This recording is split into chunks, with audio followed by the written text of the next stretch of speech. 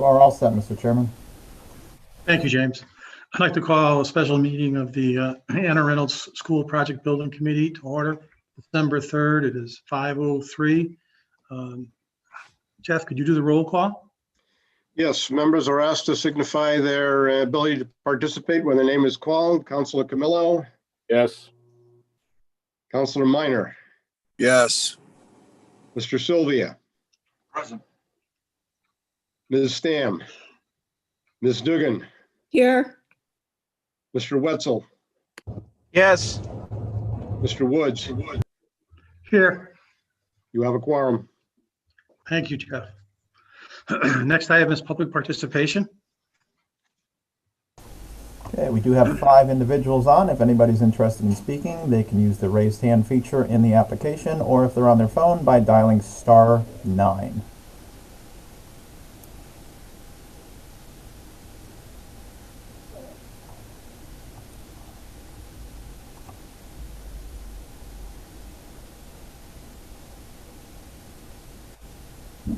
Doesn't look like we have any takers right now, Mr. Chairman.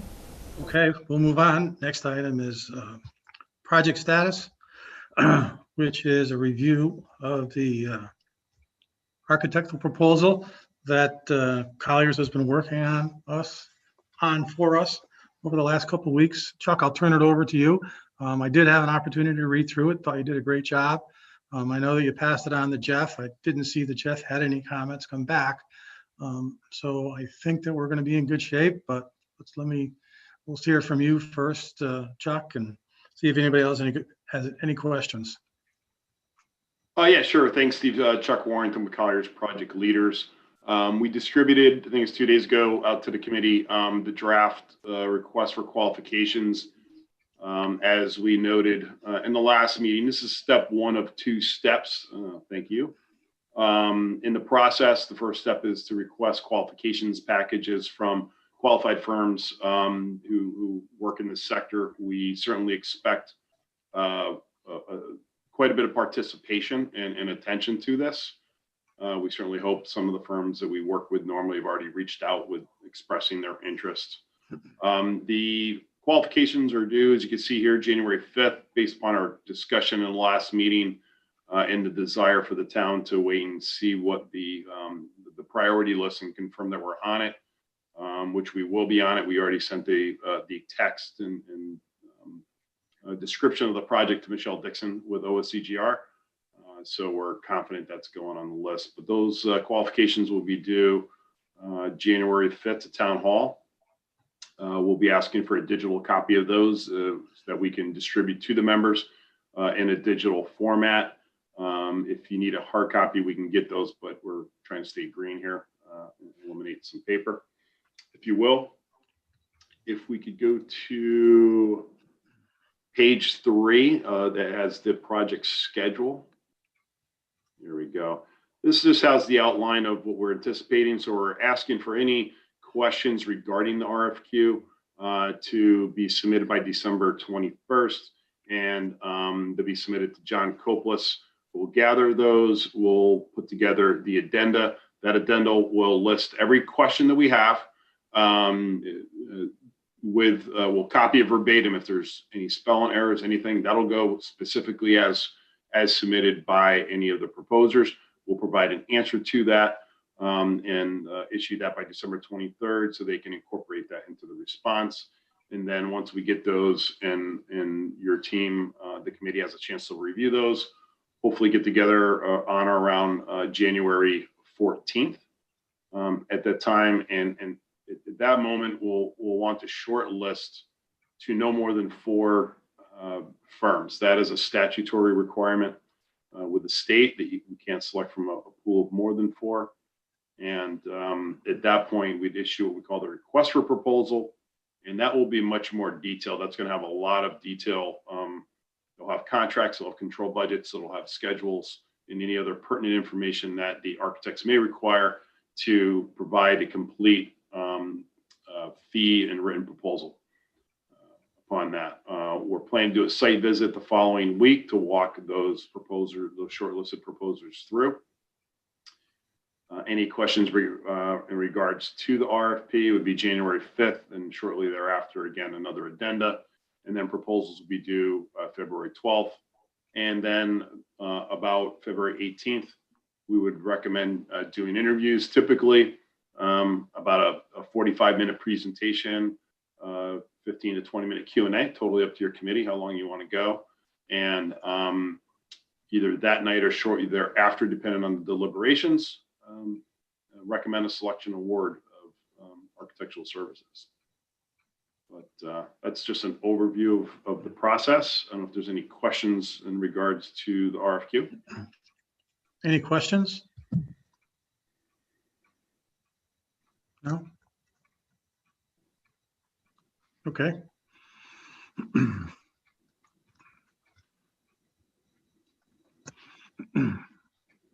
Will this require action from us, Chuck, tonight? Yes, I believe we would need action just to approve the RFQ as written, and for Mr. Barron to publish that would go in the state yes, contracting portal, as well as the town bidding portal as well. So if no one objects, I would entertain a motion to accept the RFQ as written. Make the motion to accept the RFQ as written. Chris Minor. Chris Minor, and a second. Someone?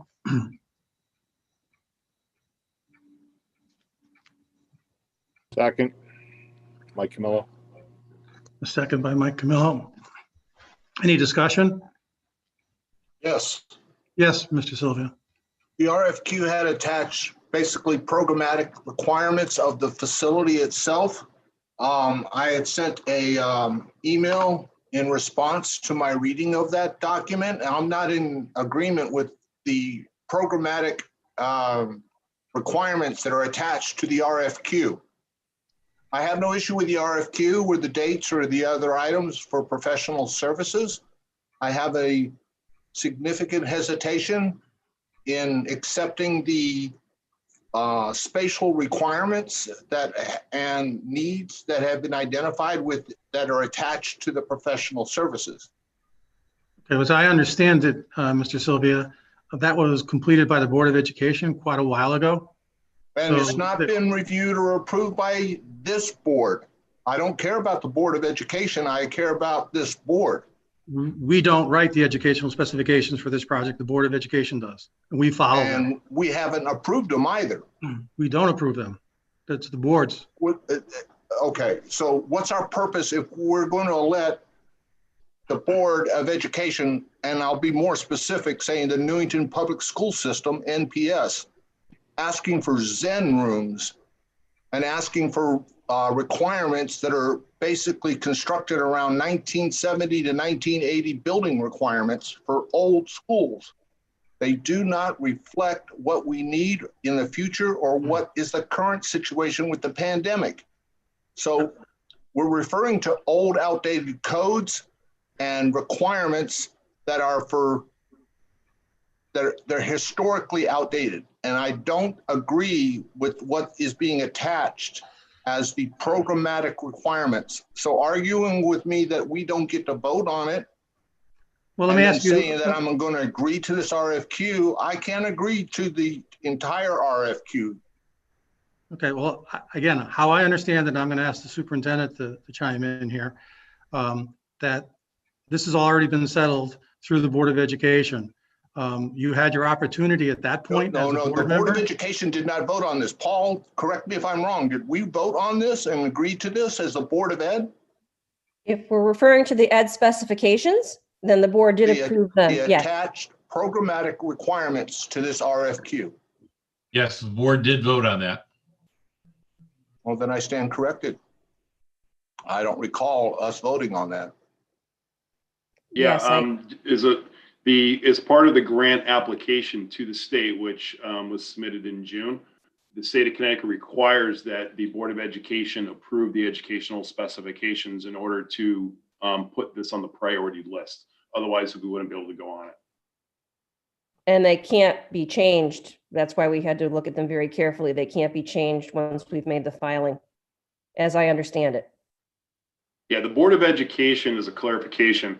In every district, the Board of Education, according to the state of Connecticut, owns the educational specifications because they are in fact the experts on that part, right?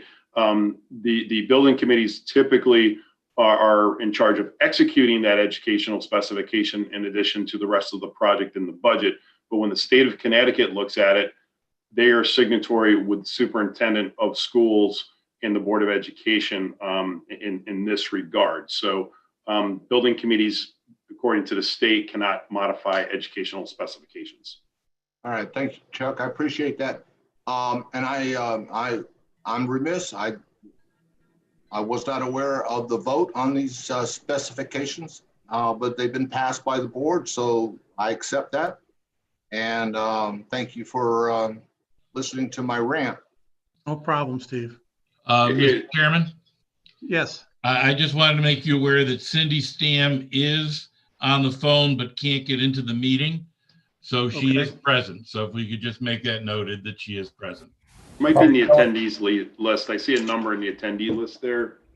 That probably is Cindy. It is. She's participating by phone. She let me know as well. And she'd like to vote, but she cannot get into the actual Zoom meeting like we are. Is she 120? The last three digits.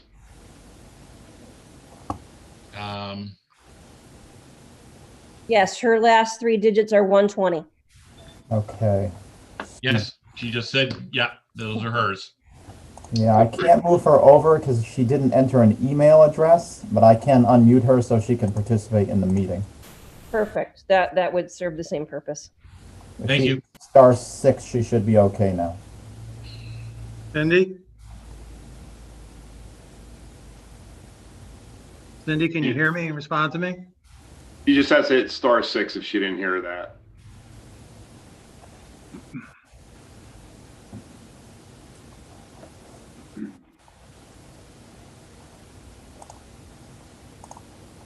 Chairman Wood, if I could, just to maybe to clarify a little bit on the program, if we could, for those who might be watching. Understandably, I understand the comments and I saw those. The program requirements, this is a renovation project, just to clarify. And so as such, in a renovation project, we are, a couple of things we're limited by are the theoretical four walls that we're dealing with. And the space standard requirement by the state of Connecticut. So the state of Connecticut says, based upon your population, they will only reimburse with a certain square footage. And we actually exceed that for the enrollment. We're working with them on the space waiver. But in a renovation project, I think understandably, we do have there's going to be limitations to how much we can reconfigure in the building. So the program was driven by the existing conditions. We took takeoffs of every classroom, the square footages, and kind of average those, the administration spaces, et cetera, the gym. We wouldn't be able to add on to this building because of the space standard. And with regards to the CDC and their recommendations, the state of Connecticut has not modified their requirements and space requirements as of this date to increase, square foot per student. However, in that regard, we will be obviously updating the HVAC systems and looking at those to make sure you have maximum ability to turn over fresh air, et cetera, filter it, improve your indoor air quality. So just to kind of highlight that there are restrictions from the state in regards to some of these as well. Thank you, Chuck.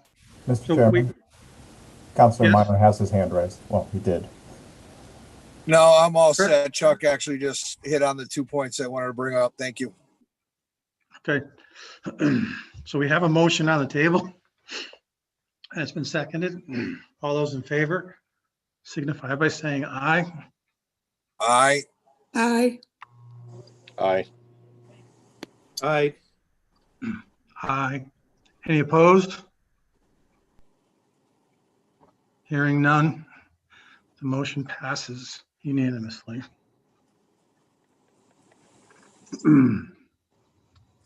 Jeff, any other business pertinent to the committee? You had asked at the last meeting for a potential meeting schedule for 2021. And I submitted something to you where the committee could meet either on the first and third Thursdays of each month or on the second and fourth Thursdays of each month. If you meet on the first and third Thursdays, I believe in April, you may run into a conflict with Passover. If you meet on the second and fourth, you will have a conflict in November with Thanksgiving. Other than that, I think you're good throughout the entire year. Okay, is there a preference, people? I would prefer the Thursday, but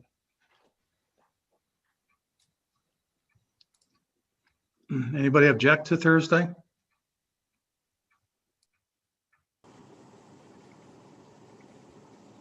I think there's Steve, if I could, it's Jeremy. I don't mind the it's really not for me. It's not so much the day of the week. It's more the time. 5 o'clock. I was actually in my truck driving back, so I had you guys on the speaker in the car. I don't know if we could make it maybe. I don't know if it's convenient for 5:15 even. I think that would even help because I get home right on the dot at 5. But certainly don't rearrange it all for me. I mean, I don't know how everyone else feels. No, I mean, I don't think that's an unreasonable request, Jeremy. So we could do 5:50. Sure. Moving forward, is that okay with it? Everybody else is agreeable with that? Okay. Thank you all. Okay. Glad to accommodate you, Jeremy. We're right back to public participation. Yeah, Mr. Chairman, before we leave this agenda item, do you wish to do the first and third Thursdays of each month or the second and fourth? Oh, I'm sorry, first and third. First and third, all right. Thank you. Yep.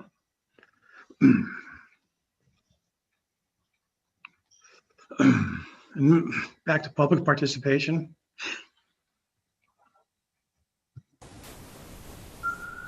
Any member of the public who would like to speak can use the raise hand feature in the application or by hitting *9 on their phone to be recognized.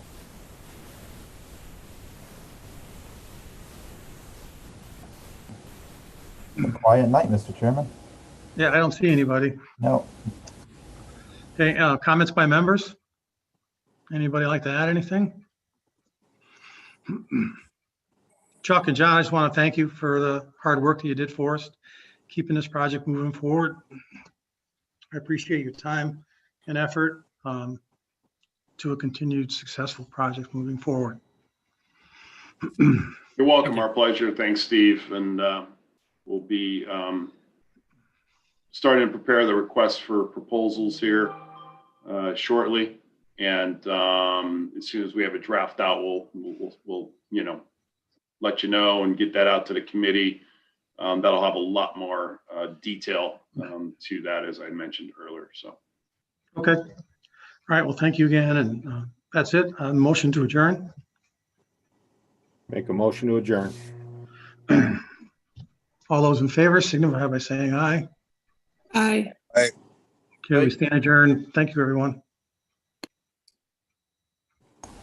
5:22. Have a good evening, everyone. Good night.